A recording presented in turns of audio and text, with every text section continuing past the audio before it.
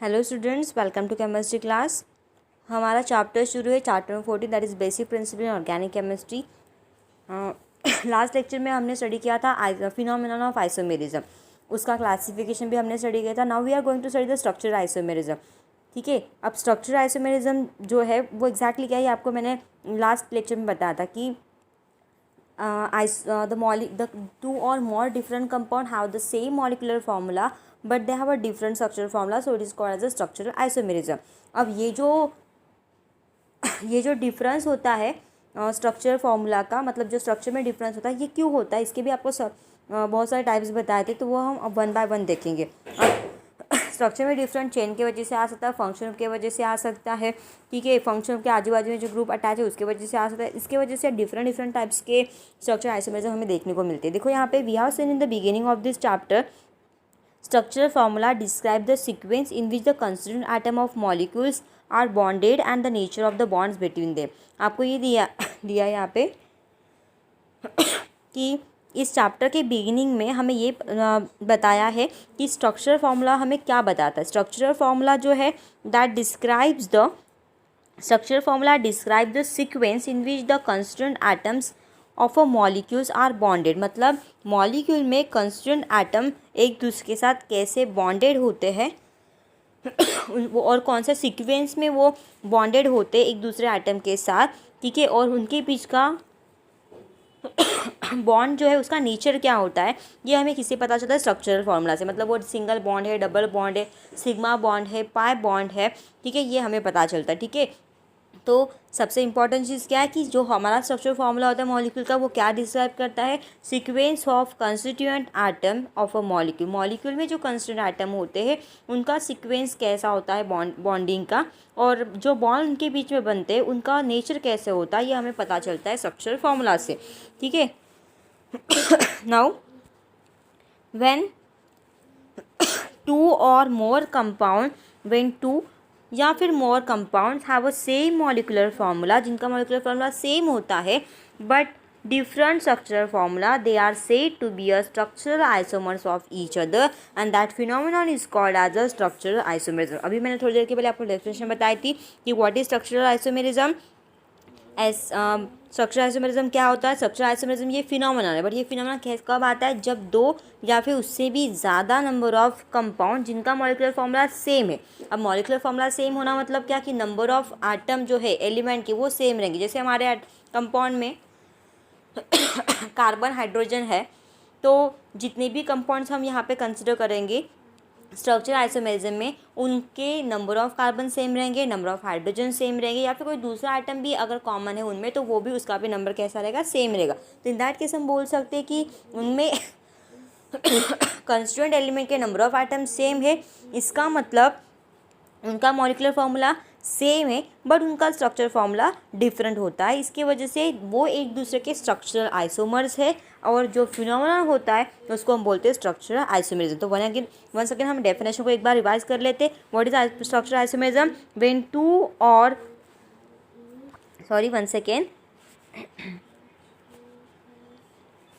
when two or more compound have a same molecular formula and different structural formula, they are said to be a structural isomers of each other and the phenomenon is known as a structural isomerism. Structural isomerism is further classified as a chain isomerism। अगर chain में difference तो chain isomerism बोलेंगे। Position isomerism, अगर position में changes आते हैं function group के, function group same है लेकिन पोजीशन अलग है, तो वो एक टाइप आएगा। फंक्शन ग्रुप आइसोमेरिज्म मतलब फंक्शन मॉलिकुलर फार्मूला सेम है बट फंक्शन ग्रुप अलग अलग है, तो ये दूसरा फार्मूला। मेटामेरिज्म मतलब फंक्शन ग्रुप के आजू बाजू के जो अल्किल ग्रुप होते हैं उनमें डिफरेंस रहता है। टॉटोमेरिज्म मतलब एक ही कंपाउंड है बट उसमें हाइड्रोजन का हम अरेंजमेंट अगर चेंज कर देते हैं तो अलग स्ट्रक्चर बनता है।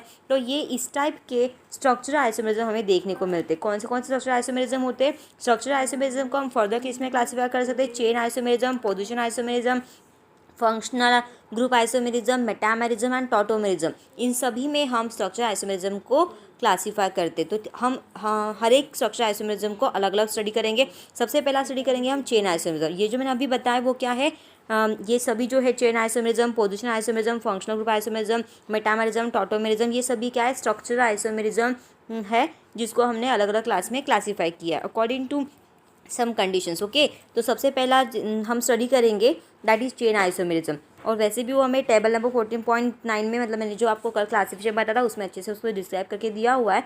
ठीक है, तो देखो चेन आइसोमेरिज्म, चेन आइसोमेरिज्म में क्या होता है कि व्हेन टू और more compound have the same molecular formula, हमारे पास दो या फिर उससे भी ज़्यादा नंबर ऑफ कंपाउंड्स है और उनका मॉलिकुलर फार्मूला अगर सेम है बट डिफरेंट पैरेंट चेन, लेकिन उनमें क्या है, डिफरेंट पैरेंट चेन है, डिफरेंट कार्बन का स्केलेटन है, it is refer to as a chain isomerism. समझ में आया, हमारे पास क्या है, दो या फिर उससे भी ज़्यादा नंबर ऑफ कंपाउंड्स है। ठीक है, व्हेन टू और more compounds have the same molecular formula, उनका मॉलिकुलर फार्मूला कैसे रहेगा, सेम रहेगा बट डिफरेंट पैरेंट चेन, लेकिन उस मॉलिक्यूल में जो कार्बन की चेन होती है जिसको हम पैरेंट चेन बोलते हैं या फिर लॉन्गेस्ट कंटिन्यूस चेन हमारे कंपाउंड की, दैट इज पैरेंट चेन। ठीक है, वो कैसे रहेगी, डिफरेंट रहेगी, मतलब कार्बन का लॉन्गेस्ट चेन के कार्बन का जो स्केलेटन है, मतलब कार्बन कार्बन का जो अरेंजमेंट होता है पैरेंट चेन में, लॉन्गेस्ट चेन में, वो कैसा रहेगा, डिफरेंट रहेगा, मतलब मॉलिकुलर फार्मूला सेम रहेगा। ठीक है, दो से ज़्यादा नंबर ऑफ कंपाउंड कंसिडर करेंगे, उनका मॉलिकुलर फार्मूला सेम रहेगा, मतलब नंबर ऑफ एलिमेंट के जो एटम रहेंगे वो सेम रहेंगे, कार्बन, हाइड्रोजन, इनके सभी के एटम सभी मॉलिक्यूल में सेम ही मिलेंगे।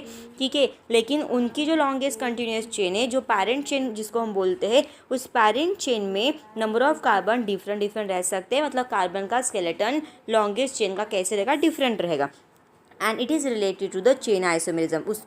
उसको हम क्या बोलते हैं, चेन आइसोमेरिज्म बोलते हैं। And such isomers are known as a chain isomer, ऐसे आइसोमर्स को हम क्या बोलते हैं, चेन आइसोमर बोलते हैं। अब उसमें एग्जांपल दिया, उस एग्जांपल से आपको क्लियर हो जाएगा कि एग्जैक्टली चेन आइसोमर क्या होता है। देखो आपको एक एग्जांपल दिया है ब्यूटेन का। ओके, एक एग्जाम्पल ब्यूटेन का है और दूसरा एग्जाम्पल दिया आपको उसी का आइसोमर दूसरा है, दैट इज़ 2-मिथिल प्रोपेन। ऐसे आपको दो कंपाउंड दिए, एक आपको दिया है ब्यूटेन और दूसरा दिया है 2-मिथिल प्रोपेन। अब इसमें देखो कि यहाँ पे ब्यूटेन को अगर हमने कंसिडर किया तो आप ब्यूटेन को आप देख रहे हो कि ब्यूटेन में 4 कार्बन है और चारों कार्बन स्ट्रेट चेन में प्रेजेंट है, मतलब यहाँ पे जो चेन बनी है पैरेंट चेन जो है that involves how much carbon, parent chain involves the total 4 carbon. ठीक है, कितने कार्बन इन्वॉल्व करती है, 4 कार्बन, मतलब ब्यूटेन इस कंपाउंड में 4 कार्बन की स्ट्रेट चेन है। What about the two methyl propane. ठीक है, ब्यूटेन जो है, ब्यूटेन में कार्बन की जो स्ट्रेट चेन है या फिर पैरेंट चेन है वो कितने कार्बन इंक्लूड करती है, parent chain include the 4 carbon.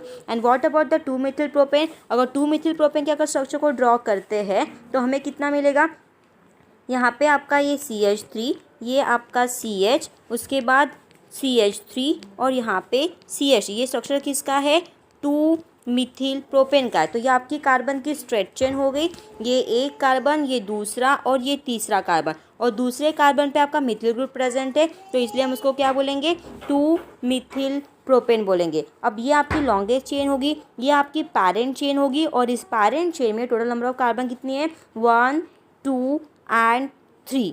ठीक है, आपके पास सिर्फ 3 कार्बन है पैरेंट चेन में, और ये जो चौथा कार्बन है वो उस स्ट्रेट चेन को एज अ ब्रांच अटैच है। समझ में आया, मतलब हमारे कंपाउंड में हम सबसे पहले लॉन्गेस्ट चेन को सेलेक्ट करेंगे और वही आपकी पैरेंट चेन रहेगी, और उसी को हम बोलेंगे उसी के अकॉर्डिंग हम नंबर ऑफ कार्बन गिनेंगे। तो 2-मिथिल प्रोपेन में लॉन्गेस्ट चेन आपकी ये वाली है, उस लॉन्गेस्ट चेन में 3 कार्बन एक सीधे लाइन में, इसका मतलब है कि हमारे पैरेंट चेन में 3 कार्बन है, और जो एक कार्बन है in the form of methyl group वो ब्रांच के जैसे वहाँ पे अटैच है, तो वो लॉन्गेस्ट चेन में बिल्कुल भी नहीं आएगा।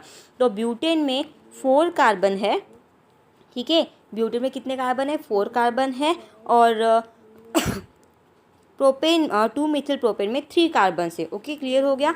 तो इनमें कार्बन का नंबर अलग अलग है, लेकिन अगर हम उनका मॉलिक्यूलर फॉर्मूला देखेंगे तो हमें कार्बन का नंबर, हाइड्रोजन का नंबर सेम ही मिलेगा। देखो हम काउंट करते हैं यहाँ पे, देखो यहाँ पे टोटल ब्यूटेन में कितने कार्बन से, 1, ब्यूटेन में टोटल कार्बन कितने, 1 कार्बन, 2 कार्बन, 3 कार्बन, 4 कार्बन। ठीक है, कार्बन 4 है मतलब C4 हो गया। किस केस में, ब्यूटेन के केस में टोटल 4 कार्बन है।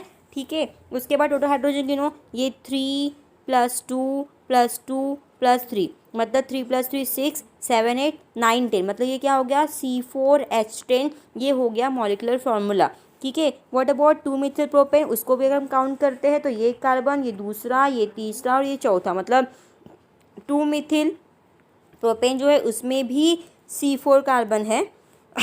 व्हाट अबाउट हाइड्रोजन, ये 3 हाइड्रोजन, ये 4, ये 5 6 7 और ये 8 9 10, इसमें भी 10 है। इसका मतलब क्या है कि दोनों का मॉलिक्यूलर फार्मूला सेम है। इसमें भी C4H10 है, इसमें भी C4H10 है, मतलब दोनों का मॉलिक्यूलर फार्मूला कैसा है, मॉलिक्यूलर फार्मूला सेम है but number of carbon different है। ठीक है, ब्यूटेन में number of carbon straight chain में, पैरेंट चेन में कितने होते हैं, पैरेंट चेन में 4 कार्बन होते हैं, लॉन्गेस्ट चेन में 4 कार्बन होते हैं, और 2 मिथिल ब्यूटेन के केस में पैरेंट चेन में, लॉन्गेस्ट चेन में 3 कार्बन प्रेजेंट होते हैं, और उसका जो एक कार्बन होता है वो carbon as a branch present होता है। इसके इस चेन में डिफरेंस है पैरेंट चेन में, इसके वजह से ये दोनों एक दूसरे के चेन आइसोमर्स है। कार्बन की चेन जो है लॉन्गेस्ट चेन, पैरेंट चेन, वो कैसी है, डिफरेंट है। एक चेन ब्यूटेन के केस में 4 कार्बन की लॉन्गेस्ट चेन है, और प्रोपेन 2 मिथिल प्रोपेन के केस में 3 कार्बन की लॉन्गेस्ट चेन है, मतलब इसमें चेन का डिफरेंस है बट मॉलिक्यूलर फार्मूला सेम है, तो इसके वजह से इसको बोलते हैं चेन आइसोमर्स। ओके, तो ये हो गया, it's all about the chain isomer. I hope आपको ये पॉइंट समझ में आ गया होगा, it's a chain isomers. Okay, then उसके बाद हम सेकेंड एग्जाम्पल देखते हैं, सेकेंड उसका टाइप देखते हैं स्ट्रक्चर आइसोमेरिज्म का, दैट इज पोजीशन आइसोमर्स। तो पोजीशन आइसोमर्स में क्या होता है, पोजीशन आइसोमर जो होता है उसमें फंक्शन ग्रुप की जो पोजीशन होती है वो अलग अलग होती है। ठीक है, मॉलिक्यूलर फॉर्मूला तो सेम रहेगा बट जो फंक्शनल ग्रुप है उसकी पोजीशन डिफरेंट रहेगी। जैसे देखो सॉरी, पोजीशन आइसोमर में देखो, the phenomenon in which functional group differ, the phenomenon in which different compounds having the same functional group at a different position on the parent chain। यहाँ पे बोला है कि हमारे पास डिफरेंट कंपाउंड रहेंगे और डिफरेंट कंपाउंड में सेम फंक्शनल ग्रुप प्रेजेंट रहेगा। ठीक है, डिफरेंट कंपाउंड है बट डिफरेंट कंपाउंड में क्या रहेगा, सेम फंक्शनल ग्रुप रहेगा, एंड बट डिफरेंट क्या रहेगा कि उसकी जो पोजीशन है वो अलग रहेगी, मतलब पैरेंट चेन पे वो अटैचमेंट अलग कार्बन पे शो करेगा, उसको बोलेंगे पोजीशन आइसोमरिज्म। समझ में आया, ऐसा फिनोमेना जिसमें डिफरेंट कंपाउंड्स रहते हैं, डिफरेंट कंपाउंड में एक सेम ही फंक्शन ग्रुप रहता है बट वो फंक्शन ग्रुप डिफरेंट कार्बन पे अटैच होता है लॉन्गेस्ट चेन के, दैट इज पैरेंट चेन के, उसको बोलते हैं हम पोजीशन आइसोमर। इसका मतलब है कि फंक्शन ग्रुप की पोजीशन कंपाउंड में पैरेंट चेन में अलग अलग कार्बन पे रहती है, इसकी वजह से उसको बोलते हैं पोजीशन आइसोमरिज्म। तो आपको एग्जांपल से क्लियर हो जाएगा। हमारे पास 2 एग्जांपल है, एक है बट-2-ENE और हमारे पास दूसरा है बट-1-ENE। देखो यहाँ पे बट-2-ENE इस कंपाउंड में क्या होता है कि हमारे पास बट-2-ENE मतलब ENE stand for the double bond, ये आपको याद रखना है। ENE किसके लिए आता है, डबल बॉन्ड के लिए आता है। ठीक है, अब उसका हम स्ट्रक्चर अगर ड्रॉ करेंगे तो आपको पता है स्ट्रक्चर कैसे आएगा। ब्यूटेन है मतलब हमारे पास 4 कार्बन है, ENE मतलब डबल बॉन्ड है, और ENE की पोजीशन कौन सी है, सेकंड पे। ठीक है, यहाँ पे ENE की पोजीशन है फर्स्ट पे, तो आपको क्या याद रखना है कि 4 कार्बन रहेंगे, 4 कार्बन में आपके सेकंड कार्बन पे डबल बॉन्ड रहेगा, मतलब ये आपका फर्स्ट कार्बन, ये सेकंड कार्बन, ये थर्ड और ये फोर्थ कार्बन। अब मैं हाइड्रोजन को तो बाद में बैलेंस कर दूंगी। यहाँ पे सेकंड कार्बन पे आपका डबल बॉन्ड रहेगा। ओके, एंडिंग में हमेशा CH3 ही प्रेजेंट रहता है, मतलब यहाँ पे CH3 है, यहाँ पे भी CH3 रहेगा, और यहाँ पे मिडल में H रहेगा। ठीक है, ये 2 और 3 4 बॉन्ड हो गए, यहाँ पे भी CH रहेगा। तो इस तरीके से आपका ये बट-2-ENE जैसे आपको दिया हुआ है वो। देन बट-1-ENE में भी कितने कार्बन रहेंगे, there are total 4 carbon, and 4 carbon में डबल बॉन्ड कहाँ पे है, फर्स्ट पोजीशन पे, मतलब यहाँ पे शो करती हूँ मैं। ठीक है, देन उसके बाद अब यहाँ पे डबल बॉन्ड है, मतलब 2 बॉन्ड ऑलरेडी वहाँ पे प्रेजेंट है, 2 हाइड्रोजन हमें अटैच करने पड़ेंगे क्योंकि कार्बन ये टेट्रावैलेंट होता है, उसके बाजू में 4 बॉन्ड होना ज़रूरी है। 2 बॉन्ड ऑलरेडी कार्बन के बीच में है और 2 हाइड्रोजन हम शो करेंगे, मतलब उसकी टेट्रावैलेंसी शो हो जाएगी। ठीक है, देन उसके बाद बाकी के जो कार्बन्स है वो हम ज्वाइन करेंगे, यहाँ पे 3 बॉन्ड, और ये यहाँ पे आपका CH रहेगा, देन यहाँ पे मिडल वाला कार्बन CH2 रहेगा, और एंडिंग वाला कार्बन आपका CH3 रहेगा। तो ये आपका हो गया बट-1-ENE। नाउ अब यहाँ पे देखो कि नंबर ऑफ कार्बन सभी में सेम ही है, इसमें भी कार्बन कितने 4 कार्बन है, ठीक है, मतलब but dash two dash ENE में भी 4 कार्बन है। What about hydrogen, total hydrogen हम गिनेंगे तो 3 + 4 + 5 6 7 एंड 8, मतलब इसमें H8 कार्बन से C4H8 इसका मॉलिक्यूलर फार्मूला हो गया। व्हाट अबाउट दिस, इसमें भी सेम 4 कार्बन है मतलब C4 है। व्हाट अबाउट हाइड्रोजन, ये 2 ये 3 4 5 6 7, ठीक है 2 3 4 5 6 7 है, ठीक है। कार्बन का स्केलेटन जो है वो सेम है, बट यहाँ पे मॉलिक्यूलर फार्मूला के बारे में थोड़ी बाद में देखते हैं हम। यहाँ पे देखो कि यहाँ पे डबल बॉन्ड की पोजीशन कैसी है, अलग है। तो आपको पोजीशन के बारे में याद रखना कि पोजीशन कैसी है इसकी। यहाँ पे आपको एक्चुअली CH2 है, तो 3 4 5 6 7 8, मतलब इसमें भी हाइड्रोजन कितने हैं 8 है। तो इसका मतलब क्या है कि ये दोनों एग्जाम्पल में, कौन सा दो example, but dash two dash ENE and but dash 1 dash ENE में मॉलिक्यूलर फार्मूला दोनों का सेम है। इसका C4H8 है और इसका C4H8 है। इसका मतलब दोनों का मॉलिक्यूलर फार्मूला सेम है, बट डबल बॉन्ड की पोजीशन दोनों में अलग अलग है। Double bond but dash two dash ENE में सेकेंड पोजीशन पे डबल बॉन्ड है और बट डैश 1 डैश ENE में फर्स्ट पोजीशन है। इसका मतलब यहाँ पे पोजीशन में डिफरेंस आ रहा है। किसकी पोजीशन में, डबल बॉन्ड की पोजीशन जो है वो अलग अलग कार्बन पे है, एक सेकेंड कार्बन पे और एक फर्स्ट कार्बन पे। और डबल बॉन्ड क्या है आपका फंक्शनल ग्रुप है। इसका मतलब इन दोनों कंपाउंड में डबल बॉन्ड ये जो फंक्शनल ग्रुप है उसकी पोजीशन अलग अलग है, और डबल बॉन्ड की मतलब फंक्शनल की पोजीशन अलग अलग है। मॉलिक्यूलर फार्मूला सेम है, that is called as a position isomerism. मतलब डबल बॉन्ड की मतलब फंक्शनल की पोजीशन अलग है, molecular formula same, but they have a different position of functional group in a parent chain, ठीक है। पैरेंट चेन में डबल बॉन्ड की पोजीशन अलग अलग है, ठीक है, मतलब फंक्शन की पोजीशन अलग अलग है, लेकिन मॉलिक्यूलर फार्मूला सेम है, so that they are called as a position isomers and the phenomenon is called as a position isomerism, ठीक है। तो ये आपका एग्जाम्पल हो गया। आई होप आपको ये अच्छे से समझ में आ गया होगा, ठीक है। तो ये पॉइंट आपका कंप्लीट हो गया। But dash two dash ENE ये आपका एग्जाम्पल था। इस एग्जाम्पल में मैंने आपको बताया कि यहाँ पे total carbon but dash two dash ENE में नंबर ऑफ कार्बन 4 है, हाइड्रोजन 8 है। But dash one dash ENE में उसमें भी फॉर्मूला C4H8 ही है, बट पोजीशन जो है but dash two dash ENE में डबल बॉन्ड की पोजीशन सेकंड पे, क्योंकि ये रेफर करता है यहाँ से सेकंड पोजीशन, और बट डैश 1 डैश ENE में फर्स्ट पोजीशन है। और डबल बॉन्ड क्या होता है, फंक्शन ग्रुप होता है।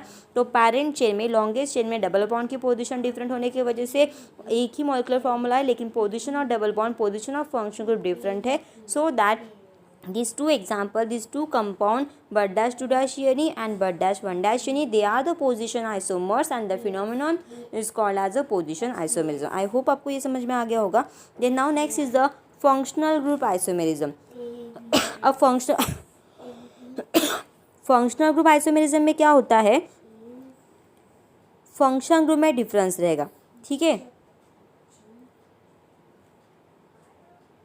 फंक्शनल ग्रुप आइसोमेरिज्म में यहाँ पे क्या रहेगा कि phenomenon in which different compound with the same molecular formula and have a different functional group is known as a functional group isomerism. Functional group isomerism में क्या होता है कि ये ऐसा फिनोमेनन है जहाँ पे डिफरेंट कंपाउंड्स रहेंगे बट उनका मॉलिक्यूलर फार्मूला कैसे रहेगा, सेम रहेगा, ठीक है। फंक्शन ग्रुप आइसोमेरिज्म में डिफरेंट कंपाउंड्स जो होते हैं, different compounds have a same molecular formula and have a different functional group is known as a functional isomerism, ठीक है। उसमें क्या रहेगा, डिफरेंट कंपाउंड्स रहेंगे लेकिन मॉलिक्यूलर फार्मूला सेम है, but they have a different functional group known as a functional group isomerism. उसमें आपको एग्जाम्पल दिया है, देखो एग्जाम्पल में आपको देखो क्या दिया कि एक है डाइमीथिल ईथर, जहाँ पे मैं लिखती हूँ यहाँ पे डाइमीथिल ईथर कैसे लिखेंगे हम, CH3 बॉन्ड O CH3, ये हो गया आपका डाइमीथिल ईथर। दूसरा एग्जाम्पल हम लेते हैं, दूसरा कंपाउंड लेते हैं हम C2H5OH, ठीक है। हम नीचे लिख लेते एक बार, ठीक है। दो एग्जाम्पल कंसिडर करेंगे हम। एक एग्जाम्पल में हम लेंगे dimethyl ether, that is CH3 bond O CH3, ये आपका ईथर है, ठीक है, वैसे तो आपको पता है इट्स अ ईथर, साथ में बुक रखोगे तो ज़्यादा क्लियर हो जाएगा, आपको ये समझने के लिए आसान हो जाएगा। दूसरा एग्जाम्पल है आपका इथिल अल्कोहल का, जिसको हम लिखेंगे C2H5OH। आप ऐसा भी लिख सकते हो या फिर आप CH3CH2OH भी लिख सकते हो। ओके,